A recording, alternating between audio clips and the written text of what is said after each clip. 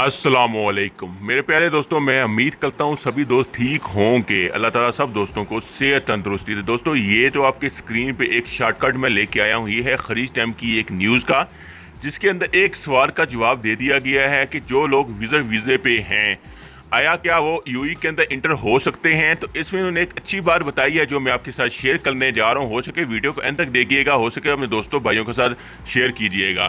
तो बताया चाहूँ कि इस न्यूज़ के मुताबिक जितने भी इंडिया पाकिस्तान के वीज़े वाले हैं वो यूएई के अंदर इंटर हो सकते हैं, लेकिन साथ ही उन्होंने एक शर्त ऐड कर दी है। शर्त ये है कि वो डायरेक्ट कोई भी यूएई के अंदर इंटर नहीं हो सकता है। मेरी रिक्वेस्ट है सबसे कि अभी वेट कर लें कुछ दिन, इंशाल्लाह चांस है कि डायरेक्ट भी उनको एंट्री की इजाज़त मिल जाएगी। लेकिन जिन लोगों ने अर्जेंट आना है, जिनका यहाँ पे कोई जॉब्स का मसला है या कुछ है, तो उनको ये उन्होंने इस न्यूज़ में करी है। आप पढ़ भी सकते हैं, अपने दोस्तों भाइयों के साथ शेयर भी कर सकते हैं कि लिखा हुआ है कि फॉर एग्जाम्पल कोई लोग बंदा जाता है कतर में वो 15 दिन गुजार लेता है। 15 दिन गुजारने के बाद वो यूएई के अंदर इंटर होता है तो उसको इजाज़त दे दी जाएगी।